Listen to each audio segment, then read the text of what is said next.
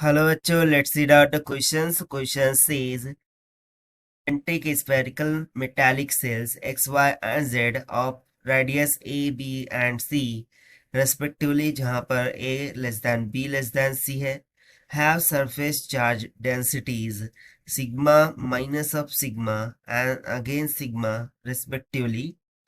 The cells x and z are at same potential. If the radii of x and y are 2 cm and 3 cm respectively, then the radius of cell z in centimeter is. So basically यहाँ पर हम बोला जा रहा है कि 3 concentric cells है. तो देखिए ये एक हो गया, मैं मान लेता हूँ. ये दूसरा concentric cell हो गया और ये थर्ड वन. ठीक है. सो ये किस तरीके से, ये x हो गया, ये y हो गया, z हो गया. अब तीनों के रेडियस हम दे रखे. ये हो गया a, इसका हो गया रेडियस b और इसका हो गया रेडियस c के बराबर. ठीक है. जहां पर इट इज गिवन कि a less than b less than c है. और साथ साथ बोला गया है कि x और z के जो पोटेंशियल है वो इक्वल है, यानी कि vx is equals to vz. Okay, x and z के पोटेंशियल. साथ ही साथ हमें radius of X and Y given है, यानी कि a is equals to 2 centimetre, b is equals to 3 centimetre. So जो थर्ड रेडियस है c, उसका मान यहाँ पर निकालना है. तो चलिए स्टार्ट करते हैं सोल्यूशन से. But before of its let's talk about the key concept which we are going to use here for this question. So we know the formula of potential that can be given by 1 upon 4 pi epsilon naught times of A times of charge density divided by the distance from the point. So बस इसी फॉर्मूले का हम यहाँ पर use करना होगा. तो सबसे पहले तो हम यहाँ पर क्या करते हैं कि जो पोटेंशियल एट पॉइंट x है उसको हम निकाल लेते हैं. That is potential for shell x. So this must be equals to 1 by 4 pi epsilon naught inside of the bracket. So देखिए एक तो पोटेंशियल हो जाएगा जो इनसाइड ऑफ द स्फीयर, यानी कि x वाले की वजह से, जिसका रेडियस हमें एक इक्वल दे रखा है. सो उसका सरफेस एरिया क्या हो जाएगा, 4 पाई a का square multiply by charge density sigma divided by radius a minus second के कारण क्या हो जाएगा, 4 पाई b का square sigma divided by B. यहाँ पर निगेटिव इसलिए लिया क्योंकि सरफेस चार्ज डेंसिटी उसका निगेटिव दे रखा है. देखिए यहाँ पर ना थर्ड के लिए प्लस होगा अगेन, क्योंकि सरफेस चार्ज डेंसिटी पॉजिटिव है. सो 4 पाई सी स्क्वायर सिग्मा डिवाइडेड बाय सी हो जाएगा. सो इसको यदि मैं सिंप्लीफाई करूँ, 4 पाई से 5 कट जाएगा.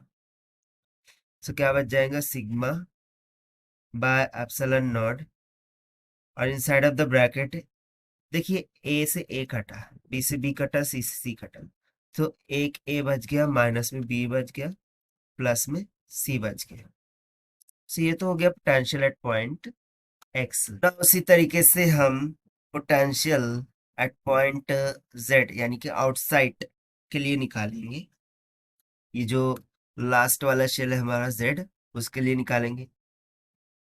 सो वो कितना निकल के आएगा, same thing will be there, 1 by 4 pi epsilon naught times of surface area 4 pi a square sigma by c. क्योंकि इसके लिए जो डिस्टेंस है ना, ऊपर जो डिस्टेंस था वो तो चेंज हो रहा था in accordance to their radius, but चूंकि हम अब z वाला स्फेरिकल सेल कंसिडर करेंगे तो इसके लिए तो डिस्टेंस एक ही हो जाएगा, दैट इज c. सो यहाँ पर एरिया तो से चेंज होगा, surface area, but this distance doesn't going to change.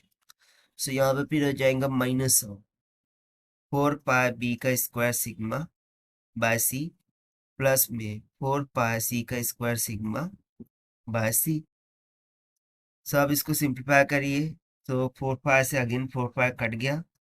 सो हमारे पास पोटेंशियल एट जेड निकल के आ जाएगा, sigma by epsilon naught times of A square by C plus sorry minus B square और प्लस में एक सी कट गया, सी बच जाएगा. Now, why did we calculated this? Because see, we have given the condition कि potential at x, देखिए यहाँ पर हमने लिख रखा है is equal with the potential at z. So दोनों को हम इक्वेट कर देंगे.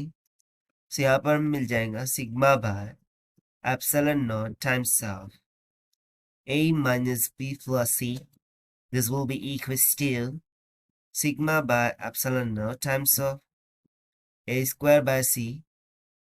और या फिर हम यहाँ पर इन दोनों के लिए c को कॉमन कर देते हैं, A square minus B square by C और प्लस में c एज इट इज. तो देखिए सिग्मा एप्सिलॉन नॉट दोनों जाने कैंसल आउट हो जाएंगे.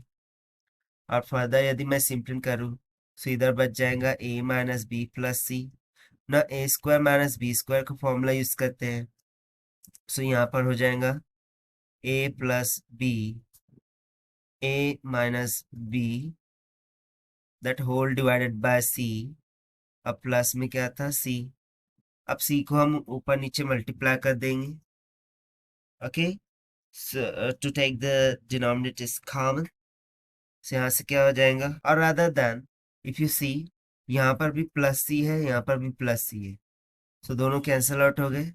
सो क्या बच गया, a minus B is equals to a minus B into a plus B by C. न a माइनस बी कट गया, c उधर जाके मल्टीप्लाई कर देगा 1 से. So c would be comes out equals to a plus B. So देखिए हमसे पूछा गया था to find out the radius of third one. So उसके लिए हमें रिलेशन मिल गया a प्लस बी. a का मान हमें दे रखा था 2 सेंटीमीटर, b इज 3. सो ये हो जाएगा 2 प्लस 3. सो यहाँ से तीसरे वाला जो सेल है उसका रेडियस कितना निकल के आ जाएगा, 5 सेंटीमीटर की. और यही हो जाएगा हमारा required answer for this question, जो कि हमने फाइंड आउट किया by using the formula of potential से. So this is, I hope you understood it well. Best of luck. Thank you.